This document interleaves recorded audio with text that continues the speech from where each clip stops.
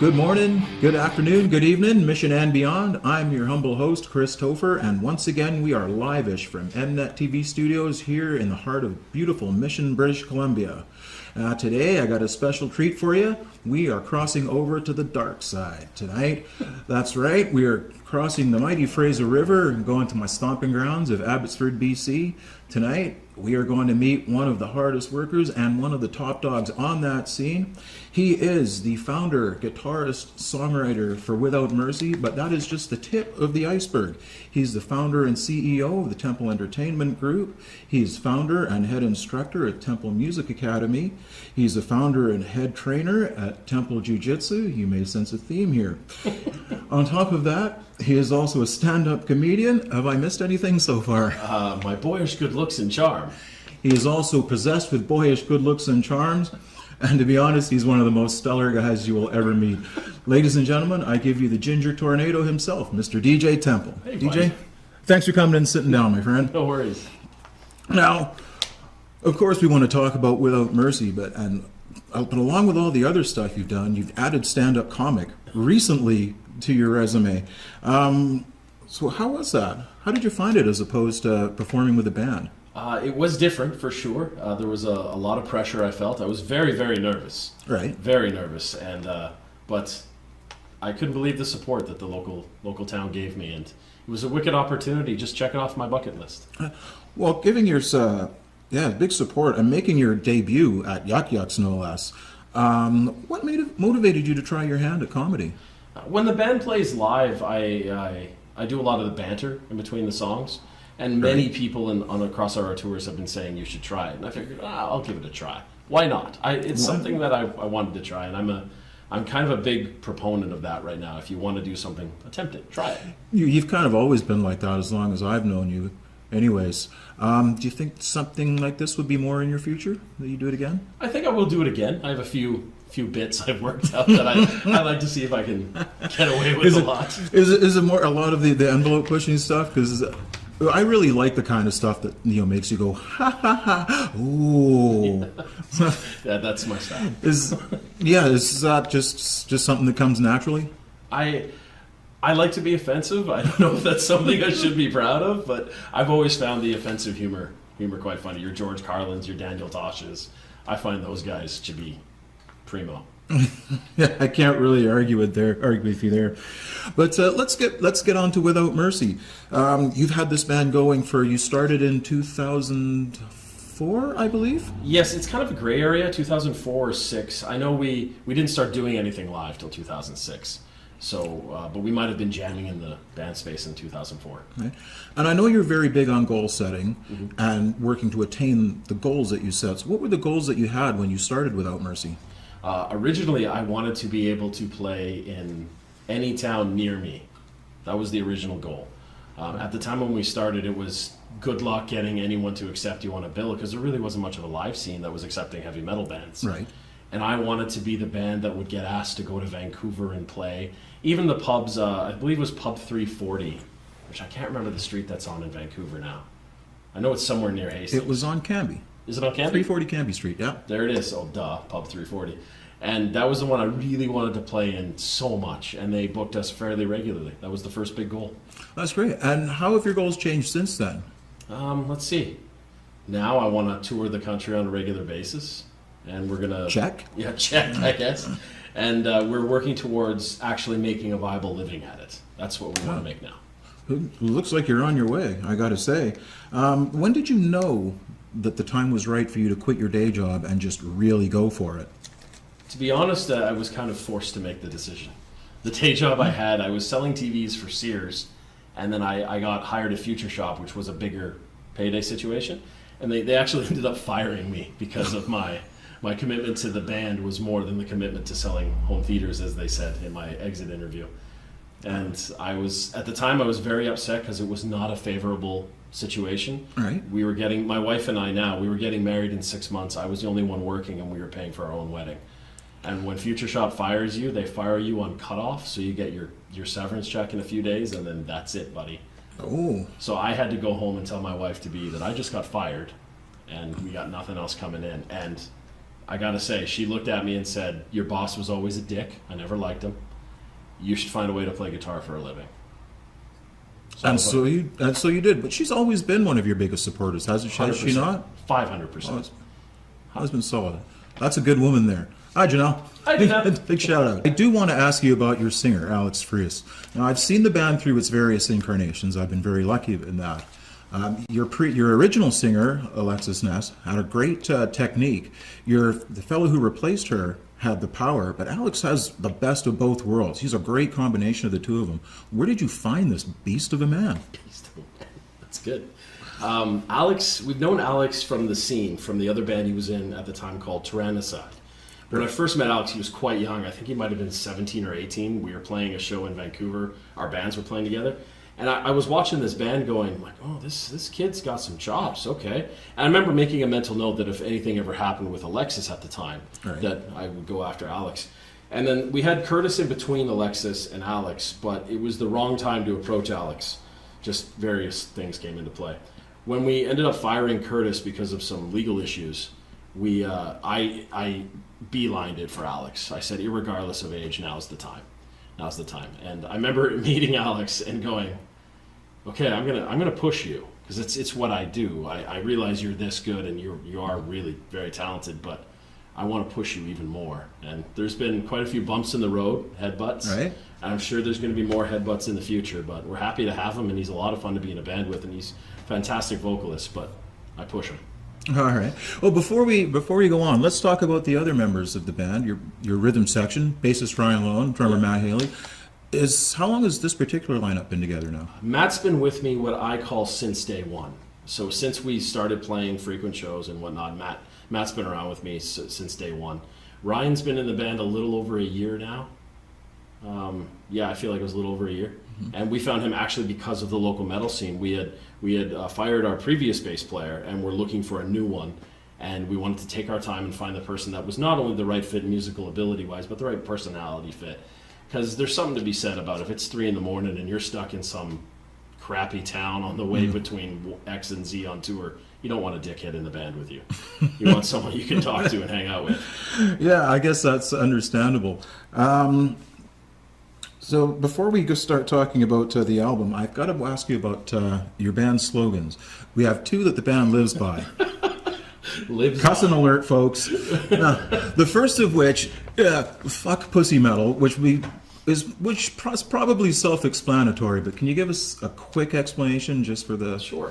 We had said it for years when we played live. We are without mercy and fuck pussy metal. We still do every once in a while. It's a good shout out. For us, speaking personally, because I can't speak for the other guys, but for me, what I always hated was watching a band that had a bullshit shtick or cliched thing.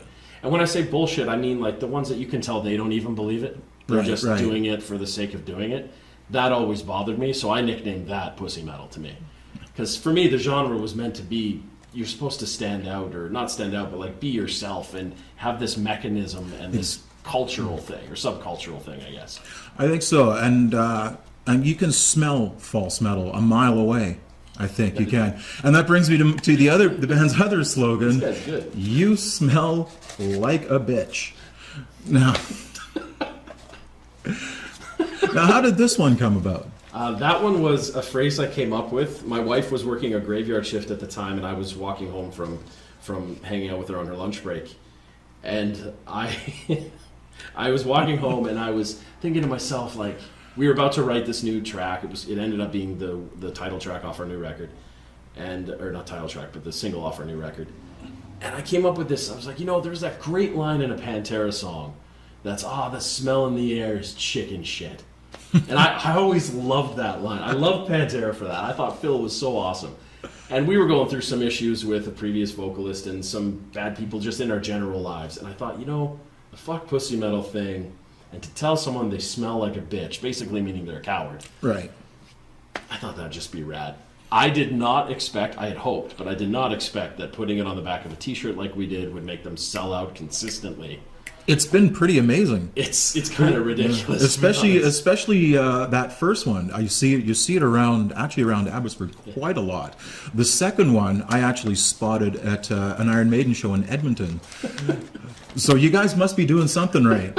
It's the most obscure thing. I have a funny story. We were playing Penticton, and there was not a large audience that was attending, but we sold dozens of shirts because a couple of bikers drove by, saw them on display, paid cover to come in the bar to buy our shirt, and then they left. Oh, they didn't even stick around to see it? Just because it said bitch on the back. And for some reason, that was a thing. That's amazing.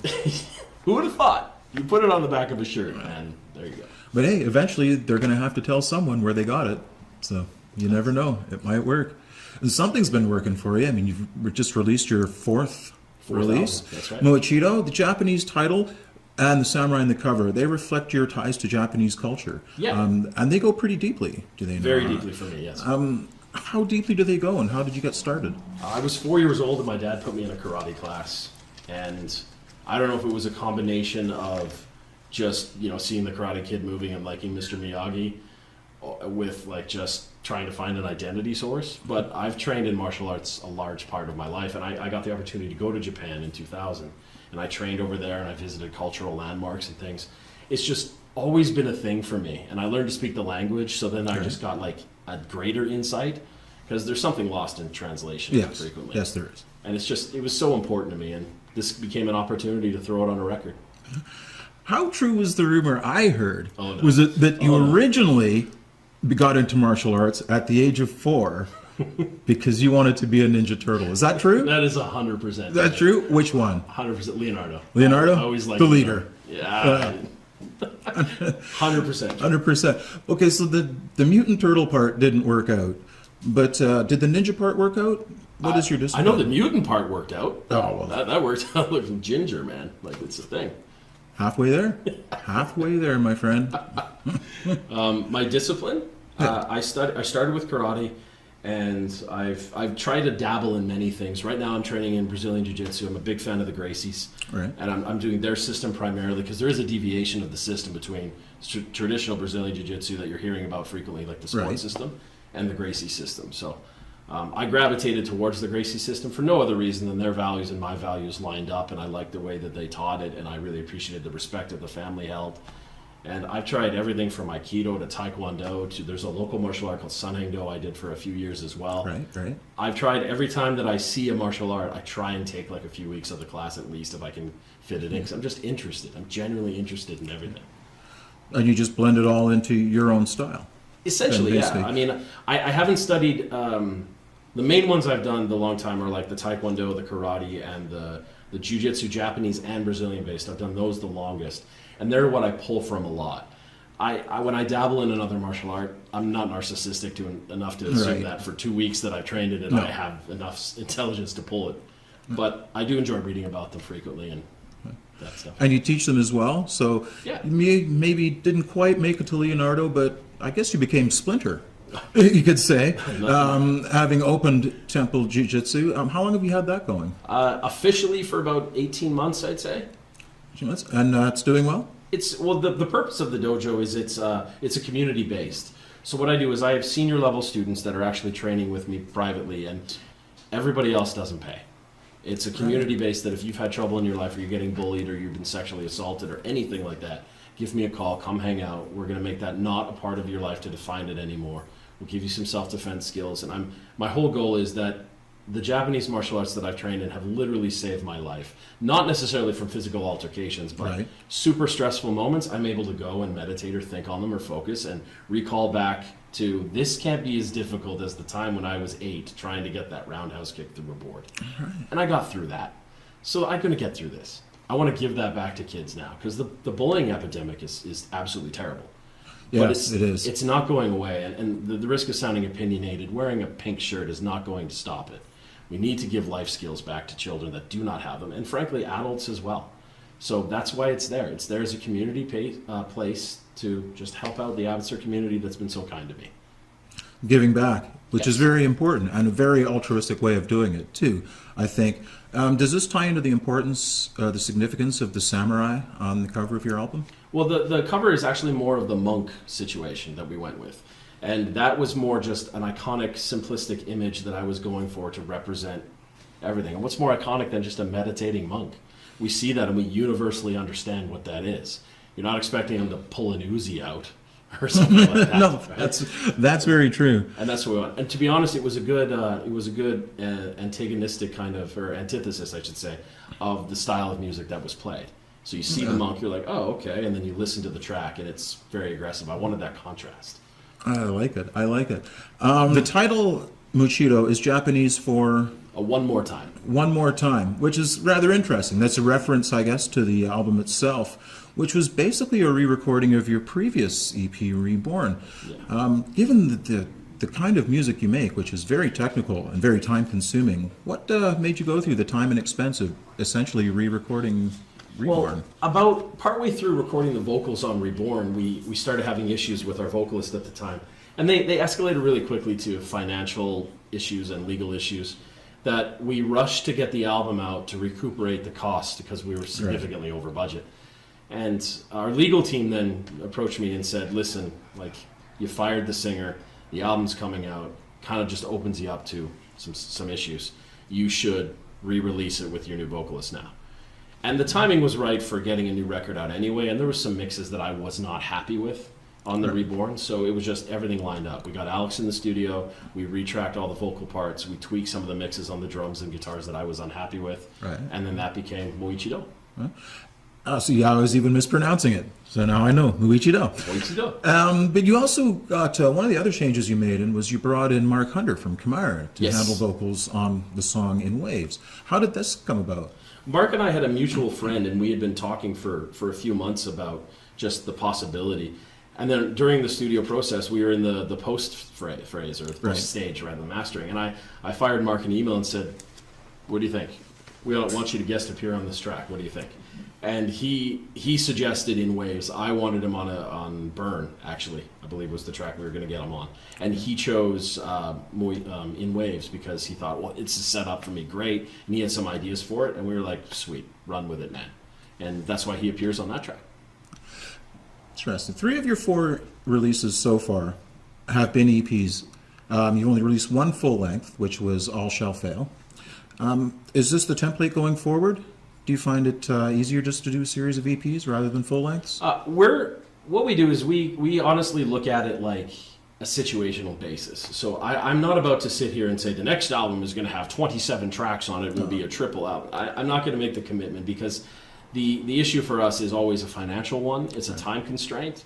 And our policy has always been that we're not about to do something half-assed because that's disrespectful to listeners of the record. Right. If I want to sell you a record for $10, I don't want to skimp on something that I know I'm going to skimp on because it makes me feel like I'm no offense to anyone, but like a greasy used car salesman. I want to be totally happy with the level that we did the product from start to finish. And oftentimes it dictates. When we did the full-length record, which is actually our self-titled was the full-length one, we did that because we had the money, and the owner of the studio made us a fantastic deal where he said, I really like your band, I like what you're doing, and I think you could be better served from longer time in the studio, so I'm going to finance your record for a year, and I'll give you a year to pay it off. So we actually had the opportunity to take 2 weeks straight in the studio and then pay it off over the course of a year. Wow, that's pretty amazing. That is amazing. Now let's come back to your song Burn for a moment. You've shot 2 videos so far. Yes. One of which was a video for Burn. Can you tell us a bit about that song and about the video itself? Yeah, Burn's a close one for me because Burn, if you listen to it just on its straight up level, it seems like you're dealing with like going to hell. And your kind of religious biblical ideas. The concept of the song actually for me is all about your personal internal hell that you go through. Maybe you're not getting liked in school, or your boss hates you and you're just trying to keep the job to survive. Or we've all had situations, something to the effect of a shitty boss is trying to find an excuse to fire you, but you need your job to pay your bills. Right, we've all been there, yeah. Oh man, or I don't like my job, I don't want to get up. And that's what I wrote Burn about originally. It was supposed to be this aggressive, angry song about all the shit that you go through and how you can eventually come out the other side at the end of it if you want to choose to set those goals and whatnot. our good friend Andy had messaged me to do the Worthless video. Right. And I had pitched him this idea for Burr where I was like, I want to do like a spin on the deadly sins in the biblical of Roman Catholic version and just have us just losing our shit. And Andy took that idea, tweaked it, and gave us the end result of the Burn video, which we are just freaking super stoked about. So it's sorry, I love that video. Andy really brought it home. And a lot of times, my biggest fear has always been when you work with an outside source, what's the word I'm looking for? Like a respect to your listeners and your fans, Right. to keep your creative vision in check and make it like legitimate and not deviate from who it is that you are. And it's always scary we've heard horror stories about you bring in an outside director and they make you want to dress in weird clothes or something like that. Andy had our creativeness on lockdown, our integrity as artists, that's the word I've been looking for. The integrity as artists was never in question with Andy. He was super professional, super kind, and very generous with his time and buying us food to eat while we were shooting. He's straight up one of the nicest people I've met in years.